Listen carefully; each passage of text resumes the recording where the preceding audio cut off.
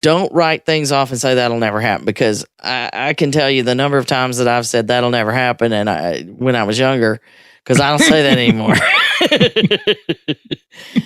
Unless literally it'll never happen. Like, I will never jump out of a plane on purpose. On purpose. You're listening to the Help Me with HIPAA podcast, where HIPAA and humor collide to make learning fun. Your delightful hosts are Donna Grindle and David Sims. Relax. HIPAA help is on the way. Welcome to the Help Me with HIPAA podcast. My name is David Sims from HIPAA for MSPs, and joining me as always is Donna Grindle of Card and Compliance. How's it going today, Donna? It's going great. I am not on the coast of Florida, Georgia, or the Carolinas. Yep. So as we're recording, Matthew is bearing down on us. Yeah, some more than others. I feel sorry for the folks down there, because this is a pretty monster storm. Yeah, I think when I looked at the news this morning, it was tearing Daytona Beach up pretty good. So I haven't looked here in the past 3 hours. Not sure what's at the moment. But yeah, it's a horrible time of year for the people on the coast to have to deal with that. Anytime. Yeah, especially those folks in Haiti. And we have to say that even though, we are fortunate enough to be in the United States, it is just pitiful, the pictures and the images and the horrible things that have happened to those folks between the earthquake and hurricanes and all of that. It's a really tough world they live in. Yep. But that's going to bring us into today's topic. But before we talk about today's topic, I want to let you know that today's show is brought to you by the letter K. For Card and Compliance. And you can find them at cardenhq.com.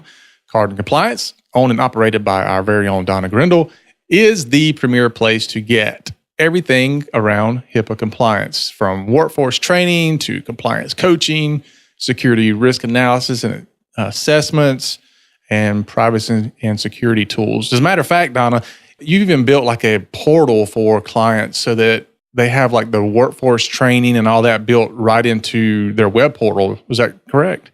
We offer a training portal that has video training and all kinds of different content for security awareness.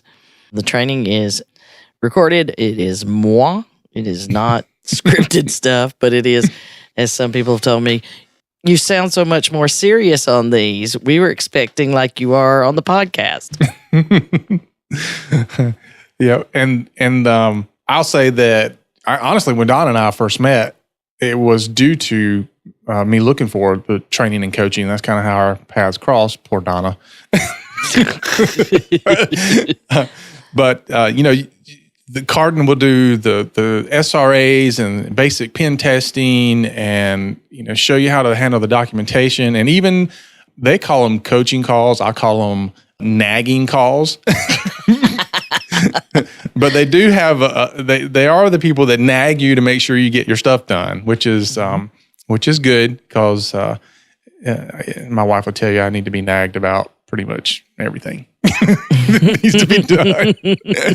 So if you have any security and privacy and compliance issues that you need to take care of, I would definitely go to cardenhq.com and get the conversation started today.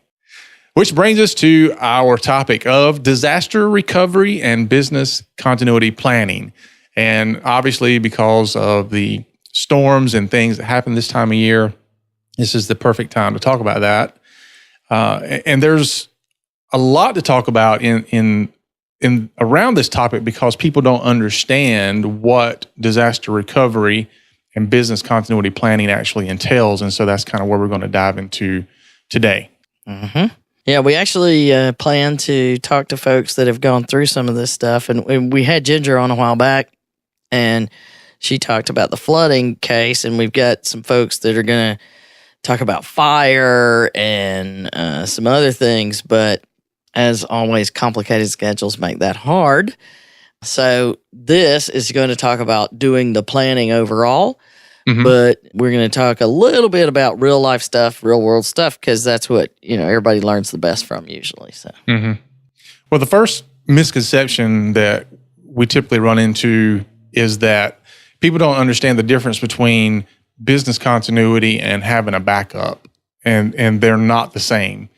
Because a disaster recovery plan, it involves looking at, how can we recover from a disaster, meaning how can we get our operating assets back up, and no matter what that disaster might be. We talk about, like, for instance, when we started the show, we talked about a hurricane, but a disaster may be, you lost power because a car hit a telephone pole or something and knocked the power out, and you're without power for 2 or 3 days, or a tornado or a flood, or, there's just a number of things that can happen, and depending on where you're at, you may suffer from different types of disasters than others. So you have to look at that when you're doing your planning. That's a big piece of that, is figuring out what you need to worry about. So you go to what's the worst possible thing that could happen, and don't write that off. Plan for that. Mm-hmm. Yeah, like we talked about in numerous times, we talked about things that are disaster related around just technology, like, for instance, the being hacked or getting ransomware, or all these other things that can happen that some people don't really consider those when you talk about a disaster. We always think, floods and fire and all that. Well, if your data gets stolen or you can't operate with your technology, that's a big disaster. Oh, definitely. And the level of disaster can affect everything from just your computer system all the way up to your facility is gone. I don't know if you saw the video from the Bahamas where the wind just ripped the roof off of a building. The roof just flew off, the whole roof. Wow. And one big, like 2/3 of the roof of this house just flipped off and took off flying. And so it can be the facility. And one of the things that people don't often think about is, I think about my facility, my structure's really good. If a tree falls through it, I can get the building repaired. But you know what happens if the tree falls through in the middle of a hurricane or a tornado or a snowstorm? The snow, rain, wind, everything goes in the building. So you got to worry about what's happening inside the building after it's gotten hit by the external thing. And I know people back in the Katrina time frame that were discussing the fact that they had coverage for hurricane coverage and those kind of things, but they didn't have flood coverage for rain that came in their roof. Yeah. It's crazy stuff that happens with your insurance policies, and they have cracked down on that a lot since those days. But it's understanding that you have to plan for repairing the building as well as repairing your business. Mm-hmm. So the business continuity piece is, how do we keep our business running while we recover from the disaster? And the disaster recovery piece is, how do we get our assets back and keep everything operate, get us back into normal operating positions after any kind of disaster? Mm-hmm. So they kind of work hand in hand. And the reason why I said earlier that backup is not necessarily business continuity planning is because you can have a backup, Yeah. but if you can't restore the backup, or if it takes an enormous amount of time to do it, or there's a ton of things that can go wrong when you're just dealing with a backup. In some cases, people they're backing up the data, but they're not backing up the systems. And so you're looking at having to replace or duplicate those systems in some way, which can be very time consuming. And then you can start importing your data back in. So when you start looking at the business continuity piece, that you can't continue running a business because you can't get those things back up and running fast enough. And so that's why having just a backup is not business continuity. No, it's really not even disaster recovery now, is it? It's just a tiny piece of the bigger process of what you should do. Yeah. And it's not something, we have one for our business, and we know everybody knows what they're supposed to do and how we'll deal with it. And we're fortunate because we're not brick and mortar. We're a virtual company, so wherever I am, I can deal with it. And I might have to buy a new microphone or something, but in the event of a disaster, we got equipment and we take it and we go. But we also worry about that from a family perspective. Mhm. And I know family planning, when you first read it, I'm like, Yeah. really? Yeah. So in our show notes, Donna's got family planning is a good idea. And I'm thinking, you talking about like having kids and stuff?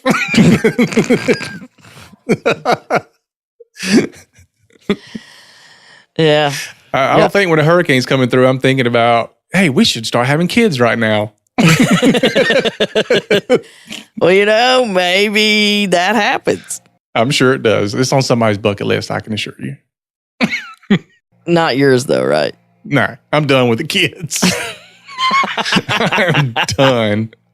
So it's not something to say. What we're talking about here is for your business, but elements of this could be in your family disaster recovery plan and family continuity plan. I know what we went through when the ice storm hit Atlanta in 2000, and we were out without power for 5 days.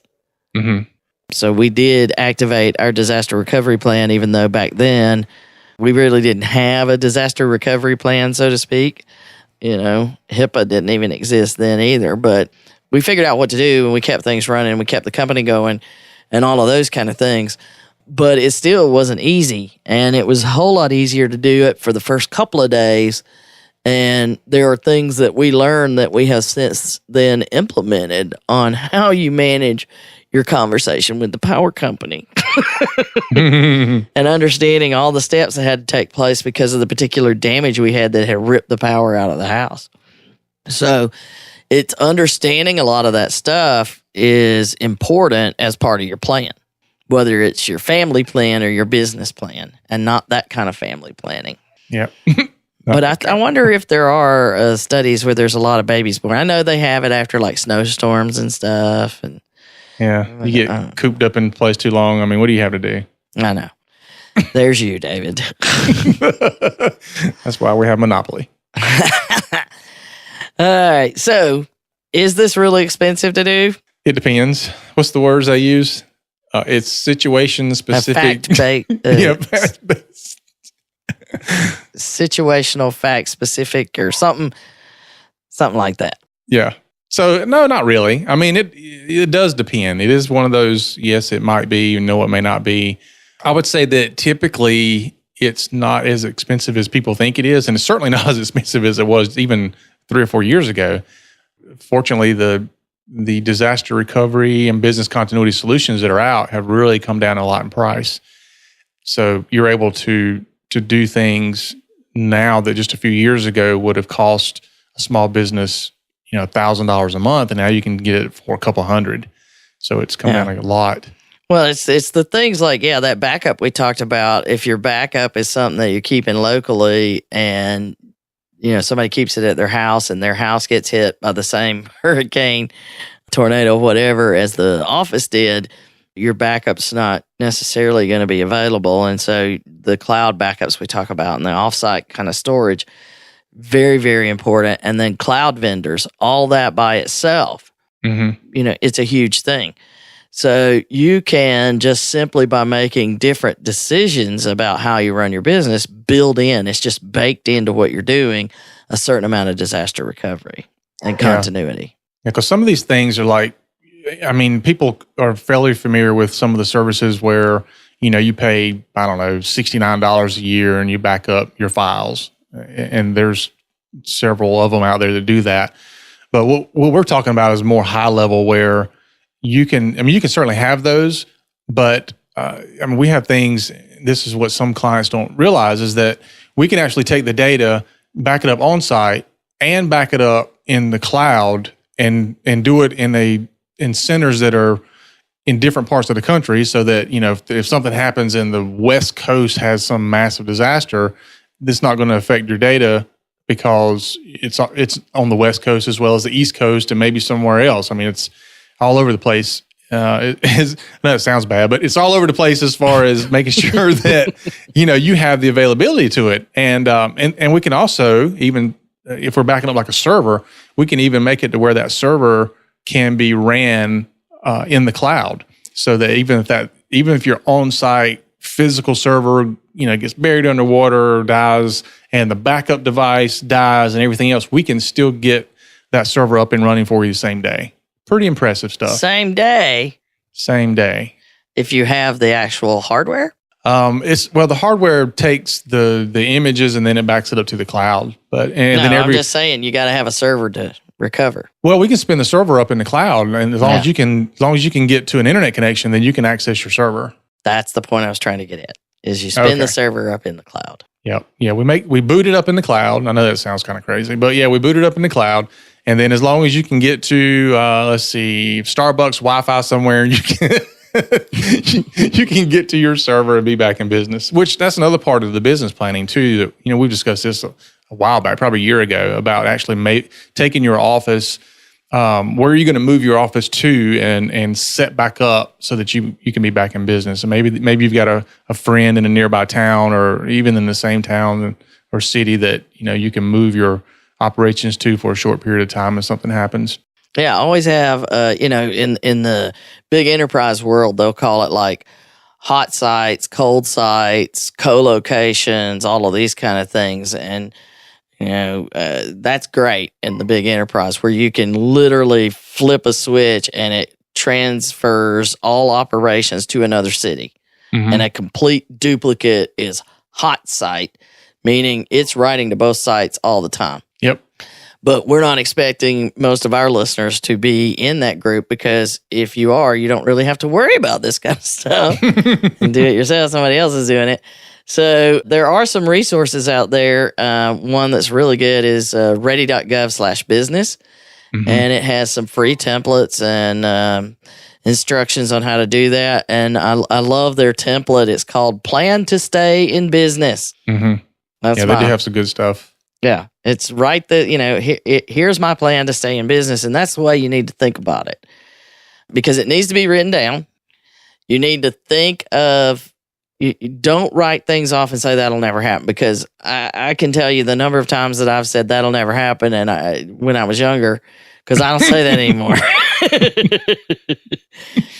unless literally it'll never happen. Like, I will never jump out of a plane on purpose. On purpose. I will not go up in a plane with the intent of jumping out of it. I know that's not going to happen. There's no part of me that will enjoy that. I can control that and make those decisions myself. Outside of that, I don't say that. So you have to assume the worst and work backwards from there. And then, of course, discuss it with everybody. This is not something that's just done at a management level, because it will affect every single person in your organization. So talk about it. See what people think of you. You may not know. That's why when we do our assessments, we tell them to ask everybody. And they're like, why? Because you don't know what they're actually doing. You never know. And testing it is key. Even if you just sit down and do a desktop kind of review. Mm-hmm. And update it and review it regularly and have it available where you can actually pull it quickly throughout the process. But I kind of made a list, and this is where you pointed out, hey, you got a lot of bullets in here, which I was proud that you were actually you were reading the notes. I was proud. So these are some elements of the plan I thought we could go through. You okay with that? Let's go through the plan, Stan. Get off the bus, Gus. Or get on the bus in this case. So one of the elements you need to have in your plan is you need to set your recovery priorities. And a lot of times people, they just worry about, okay, well, I got a backup, I got this, I got that. Back to me saying we were out without power for 5 days. Well, now I worry about us being out for 2 weeks. I didn't used to worry about that as much, but now it's like, okay, I'm going to completely relocate for weeks or months or even more. And even in Ginger's discussion, talking about how her husband's insurance business relocated to their house. And, she couldn't even do the washing without the business running right around her. So it's a long-term plan that you have to have, but you have to define what your priorities are. because, I would like to have my desk back, but really that's not the most important thing.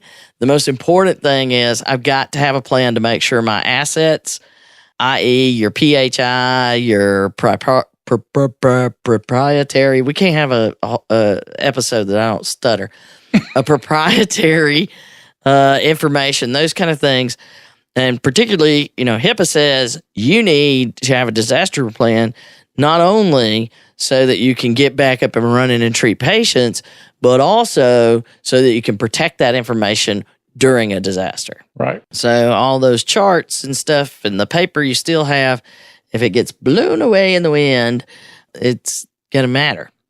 And then, of course, if you're a practice, you want to be able to see your patients and you want to get access to your EHR and the systems that you need to treat your patients. So you got to figure out where to do that. And, that was one of the things where Ginger had the nightmare about where they were going to see patients, and she had people sitting in her laundry room with an IV for their drug therapy. So I've seen people do that before. I know, not the way she was doing it, but anyway, so you have to think those things through, and once you sit down and do it, you can find it, but not taking the time to worry about those kind of details. How are you going to get your bills done? Are you going to go throughout this entire business continuity time not billing for anything? Because that's no income. You got to pay your bills, and you've got to send your invoices or send your claims or whatnot.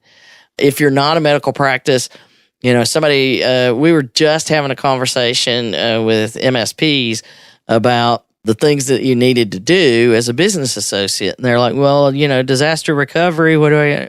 Well, part of your job as their business associate is to make sure that they can maintain confidentiality, integrity, and availability of their patient data. Well, all three of those as an IT provider are directly related to you. So if you don't have a plan to make sure you can help them, then you're kind of not doing the thing they assume that you're going to do. Mm-hmm. Right, David? Yeah, you can have one of those situations like we had an internet outage one day, and it was, I guess you could see it as a disaster in a way, because it literally took out like 3/4 of the town that I live in was without internet for 6 hours. And so clients were calling me and they were calling me like, hey, we don't have any internet. Can you come help us? I'm like, no, I don't have it either. I can't do anything for you. And of course, if they have a cloud-based EHR program, that means they can't get to their data. Right. So as part of their disaster plan, business continuity plan, they should have the ability to go back. Everyone should immediately know what to do. Boom. We can't get access because there's one internet provider in this town and everything's gone down. We can't get access. So therefore, we need to go to plan B, which is drop everything to paper, and everyone should know what to do immediately. You just keep going. You just start doing things on paper. So plan B wasn't lock the door and go home for the day. That was your plan. And all your clients appreciated it, I'm sure. No, I didn't go home. I stayed. I know you did. I got Wi-Fi. I know. We have some hot spots and stuff like that, so we find a way. But it's one of the things your business should consider. In larger, any size town other than David's, often there's more than one provider, and but not always. And so if you have the opportunity to have more than one provider, do you have redundant internet access? Mm-hmm. And many, many businesses today, because you can't run your business without it, you have redundant internet access. But that's a discussion you should have, so that if one provider goes down or something happens to their network, you can immediately use another one. And there's a lot of advantages to having that, because you can bind them and do all kinds of stuff, but it's not cheap because you're doubling up. But those are the technology pieces of it. But you also need to worry about, okay, if I'm going to set up at an alternate site, where's that going to be? Mm-hmm. I moved in with my brother's family and, enjoyed playing with my nephew who was a baby. But at the time of the disaster is not the time to figure out where to go. Right. So you need to have some idea, and it's work out a deal with a practice on the other side of town or something. Know where you can relocate your staff or have access to the resources you need. Even, many IT providers and other business associates can fall back on being a virtual company if they have the plans in place like we do. And you talked about going to Starbucks to the Wi-Fi. Well, you know what? One of our key pieces is we have a VPN application that we all have to use public Wi-Fi. If it's unsecured Wi-Fi, boom, we just hit that little VPN and we're good to go. Mm-hmm. Yeah, and VPNs are becoming a lot more prevalent as well. And a lot more affordable. Oh, there's free ones now. Yeah. So the free Opera, ones, yeah, they're not as fast, but yeah. Yeah, they're not bad though. Opera, the company, if some of you may know them from the Opera browser they put out, but they actually have a free VPN application that you can put on your smart device now. And I've actually tested it, and it doesn't really slow you down very much at all. There's a little bit of a hit to it, but it's not bad. But hey, it's free. I've been paying for a VPN for a long time, so this was just as good as what I was paying for. So, well, we're on Tunnel Bear because you can get 5 devices for a really reasonable amount of money, an annual plan, and it's fast, and we haven't had any problems with it so far. So we're a fan of it. So there you go. There's a couple of little tips for today on the Nerd Line. So back to, but know that if that's part of your plan, you need to worry about those things. So from the technology standpoint, there's a ton of things to worry about. But you also need to set not only your priorities of the order that you need to get things done, but you need to know your objectives. Of course, the objective is minimize the impact to your patients, your employees, your clients, your business, all of those things. But what are the minimum requirements under HIPAA that you have to do? What are the disaster strategies that you have as far as preparation? Mm-hmm. How do you want to respond? What are your time frames? Because a lot of people say, how many days after a disaster will you commit to having me back up and running? They'll say that to IT people. Do you put that in any of your agreements, David? Yeah, we call that a recovery time objective, the RTO. Objective is the key there, though. It's the objective, and that's what we're talking about. It's your plan objective. So you have to say in your objectives, I want to be up and running by this amount of time on my technology. I want to be able to see patients this time. I want to be able to get bills out at this time. If you don't set those time frames, then everybody just kind of goes, what do we do next? Yeah. So go ahead. I was going to say the whole thing about the recovery time objective, a lot of that falls back on the client because, we have to kind of figure out what else is involved in that plan because we have to work within, what they're doing as well. So the last thing that, you want to hear is, has anybody seen the disaster recovery plan around here anywhere? Oh, I know. Didn't we have one? Wasn't that in our templates? Yeah. Can you download one right quick before the internet goes back out? Please don't be those people. You don't want to be the ones, the people that live along the coast. One thing that's absolutely certain, if you live along the coast and you've lived there a while, you have a plan for a hurricane. You have a plan. You know what to do. You initiate that plan. You monitor the weather. You know who's in charge of making the decisions. You know what you're going to do. Everybody knows what they're going to do on a hurricane. Yeah. And that brings us really to the communication aspect of it, making sure that your plans are accessible to everybody. Everybody knows where it's at, not just, after the fact, but everybody knows where it's at, how to get to it, what to even do, which kind of goes into testing it. As IT, we talk about testing your backups and, making sure that you can actually recover what you're backing up. But in a disaster, you need to make sure you have a plan and put that plan into action because you will find when you test it that some things don't work the way you thought. Yeah. Well, yeah, that happens no matter what your plan is, because you can't really think it all through. And the things under your communication of the plan, you need to know who's going to make those decisions. And you got to have like command central where all the information, everybody knows this is where I go to get information. And you're going to need access to your team and all your resources. And for example, here we have along the coast, millions of people have been evacuated up and down the coast, right? Right. So now they have to go somewhere. And unless your company's going to put them all in the same hotel so you can work together, which usually is not what you want to do.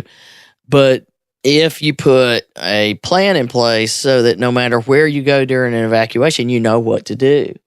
And there's people that have call trees, that's a way to do it. Back in everybody had a single phone line at their house, even a party line.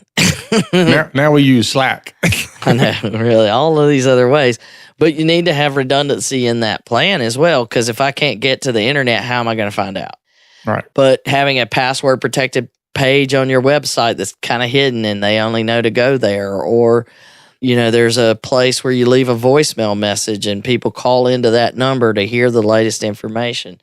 There's a lot of ways that you can do that, and you can sign up with some of these VoIP services to be able to have a number like that. And it's, we use phone.com, and during Hurricane Sandy, things got kind of slow in response time and we had a little bit of problems, but they are in New Jersey. And, we were up and running. We had few little burps, but considering that they're in New Jersey, we were very impressed with their response at the time. Yeah. And we have that as well. Not phone.com. We use 8x8, but it's the same thing. We can pretty much just grab our desk phone and run out the door. As long as we can plug it into a network somewhere, it'll work. Yeah. Or you can even use a soft phone where a lot of these things. So it's just get to the internet. Mm-hmm. So there's a lot of things that you can do with communications, not only with your own staff, but you've got to communicate with the public, with your patients, and all of those kind of things. So you've got to have a way to reroute your incoming lines, and those need to be part of your process. So communications is one huge chunk. I've got to know how to communicate with my staff as well as everybody externally, my vendors, all of that kind of stuff. So a big chunk is just simply communications. Mm-hmm. And I like to say that you need a decision process or a list, because everybody gets stressed out. And if I don't have a list of all the things I need to consider, I might forget something in a crisis. Hello, that's what we're planning for. You tend to forget things. So have a list of all the things that need to be considered when you're making a decision. This is where we can get our insurance. This is what our insurance covers. This is how many people we think we need to have available in order to be able to see patients. This is how far we think we can go from our patient base. Those kind of things are important pieces of your decisions that you don't want to be figuring it out then, and you don't want to skip it. Mm-hmm. So lots of things with checklists. And I actually made a list of lists. List of lists. Things you need to worry about, that on your checklist. Do you have generators? If you do, are they gassed up, ready to go? Food and water supplies, first aid supplies. Each employee, consider having them have their own go bag so that if it's a crisis, they've got the things they need to operate in their own go bag, and then you can reassemble or muster the troops, so to speak, at your alternate location. Mm-hmm. So, it's those lists of the furniture and the supplies and the equipment that you would need at a temporary site and to be able to rebuild. And what software do you need to have your critical applications, and what order do you need to have them up and running?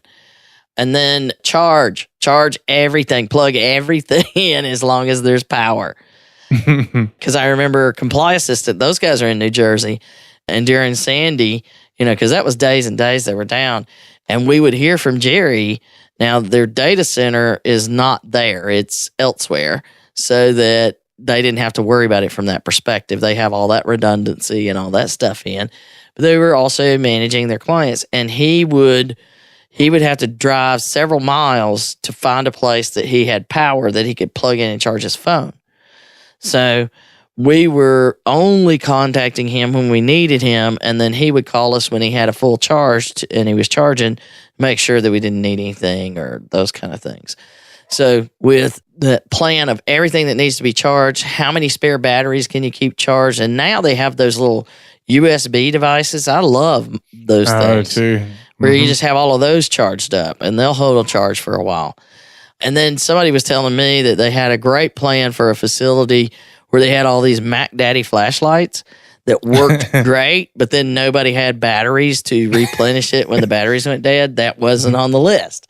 So it's things like that you have to make sure you think of. I get you one of those little shake-up flashlights. Yeah, the little or you crank it. Yeah. So we have those. And we do. Seriously, I have one of those.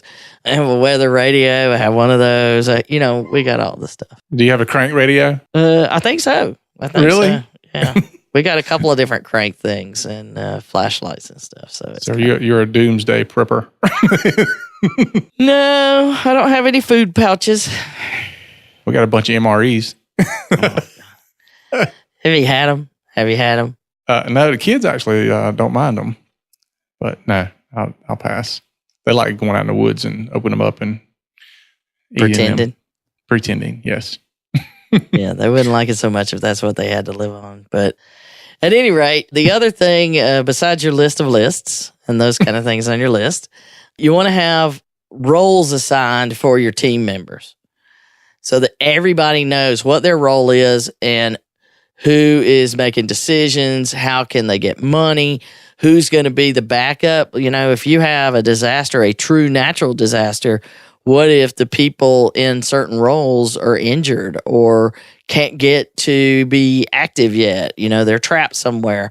You want to know who's going to do what and who's going to step up. Yeah, because if you could have a list of all these people to call, and you got to call the electrician, and you got to call the phone company and the internet company and your IT person and all that. You might have all these people on your list, but if it's a disaster that's widespread, not just focused on your business, then there's a good chance they're not going to be able to get to you. Right. Yeah. You've got to understand and have that plan of this is what we'll do until everybody can assemble. Who's going to take charge? And who's going to do the analysis of the damage that we have? Who's going to be in charge of communication with the media and the public and all of that? Who's going to deal with the money? Because one of your things on your list is having some cash. Because, you certainly will not necessarily be able to swipe a credit card. In a lot of cases, you're going to be relying on FEMA and first responders and those kind of things for certain things. But you also need to know who's in charge of managing all your vendors. If you have an IT vendor like David sitting there ready to help you, but he doesn't even know where to go or when you're ready for him, he's got plenty of other clients to do. So don't just wait to have him come and wait. So somebody's got to have their plan is to notify David. And by the way, why don't you let David know this is our plan? That would be awesome. Yeah. So include those people that you are going to count on. If you have it in your plan, we're going to count on person A to do something. You probably want to let person A know that you're planning on them to do it so that they can be prepared. That and IT all by itself, you need somebody, even if you're outsourcing some of it, you need somebody that's in charge of managing just that part with your IT provider. Mm-hmm. And that piece in itself is key to any business being in place now, because technology is the backbone of all business now. It's very rare you find a business that doesn't need technology to survive. Right. So definitely that part of your communication plan needs to be included. And then some other elements, the contact names and numbers for things like, your insurance provider, and understand what your insurance covers. Have that written in the plan. These are the things our insurance covers. Have it in your plan who to contact for your insurance provider. So if your insurance is through a broker and you would normally call your broker, but your broker, they're going to try to be out there. A lot of these folks that do this job, they're part of the local community. They're not just selling you something. Now, if you do the insurance where you just call up somebody and there's not a local broker, it's a different story. But either case, you need to know how to reach out in a disaster, in a crisis, to get that assistance. Mm-hmm. You need to know local medical and law enforcement. If you're a healthcare provider, you're probably wanting to be part of some sort of system to know, hey, if I get somebody that needs help and I help them, but it reaches beyond me, what is the local hospital's plan? And by the way, we talked about this before. in a crisis, know what HIPAA means. You know, understand, make sure HIPAA is part of your discussion from a privacy standpoint and a security standpoint. Make sure people know who you can and cannot talk to. Number one, HIPAA doesn't go out the window. No, it doesn't go out the window, and it's not the thing to use with, oh, we can't tell anybody anything either, because you don't want. I mean, if people need help and you're helping them, and family members are looking for them, you really do. It's in the best interest of the patient to connect them with their family. So don't forget that. And we had a whole episode on that, HIPAA in a crisis. So don't forget to include that in your plan and in your training to make sure that someone, particularly the people that communicate with the public, know what to do. Another big part of ongoing process is understanding. You've got the communications, you've got to make sure HIPAA, but the whole part is to train people. You want people to know what they're supposed to do. You want to remind people because, you know, it's just like security awareness or anything else. And certainly don't just remind them when a storm is on the way. But you know what? If you're in the Midwest, today's a good day to discuss your plan with somebody when a hurricane's hitting. You know, if it's happening to somebody else, it's on your mind. That's a time to discuss it with your team and be thankful that you're not dealing with it while somebody else is. Mm-hmm. But have that review with your team, do desktop reviews of everything that's going on, know what how are you going to get power? How are you going to get internet? What are your communications and all of that stuff? And importantly is have your plan broken down into time frames. You know, what happens in the first 8 hours? What happens in the next 8 hours? And I have a plan for 1 day out, 5 days out, 2 weeks out, months out. Know how you're going to adjust in a serious long-term situation as well as a short-term. Mm-hmm. Good idea. Oh, thanks for saying that, David. That's an awesome idea. Yeah. Well, I think that this episode hopefully is not a complete disaster. We can't recover from it. It's there. We're done. I know. We have no business continuity plan.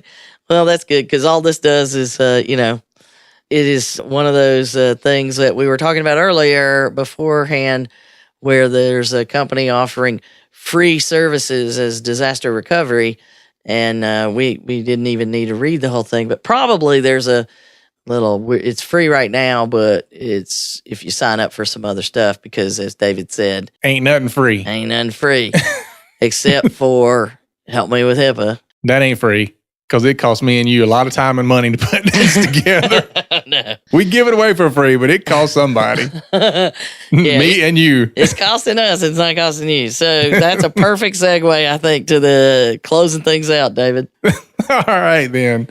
So that's our show for today. Thanks for listening. If you enjoyed the podcast, we ask that you go over and review us on iTunes. That's how people find us. I guess there's other ways they find us too. Sometimes I really you wonder. can review us. You can put reviews right on the Facebook page. You can put reviews on. You send us an email. We'll post it on our website. All of those kind of things. So don't think you just got to go to iTunes to review us. Yeah, we'll take any review. No, we'll take your comments. Thank you. Yeah. Thank you very much. You can post on any kind of forum, and David even found us. People talk about us on Reddit, Reddit and stuff. So thanks, everybody. Absolutely. You can also share us out on social media. So we post the podcast on our Facebook page every week. So you can also share those out as well. That's Facebook, LinkedIn, Twitter. You can follow all those. Yeah, all that stuff. So very good. And you can also visit us on the website, helpmewithhipaa.com. And that's where you'll find our show notes and more resources that we mentioned during each and every episode. And also don't forget, we are looking for sponsors for the podcast. So if you are interested in becoming a sponsor, reach out to us and we'll get you the information about that and see if you are a good fit for our audience. Anything else, Donna? Oh, no, I think I'm good for today, David. Thanks for my time with you. I know. I give it to you freely. See what happens when you get things for free? Yep. So now I've got to head to the house so I can take everything that is standing up and lay it down and prepare for the 60-mile-an-hour winds tonight. Good luck with that, bud. Yeah. So just remember, folks, that HIPAA is not about compliance. It's about patient care. You've been listening to the Help Me with HIPAA podcast, hosted by Donna Grindle and David Sims. The show created to help you with HIPAA. For more information or to ask us a question, visit our website at helpmewithhipaa.com. Neither Donna Grindle or David Sims are attorneys, and they do not offer binding legal advice concerning regulatory compliance. The information in this podcast should not be relied upon or construed as legal advice in any way. Consult your attorney for legal advice concerning compliance with HIPAA regulations.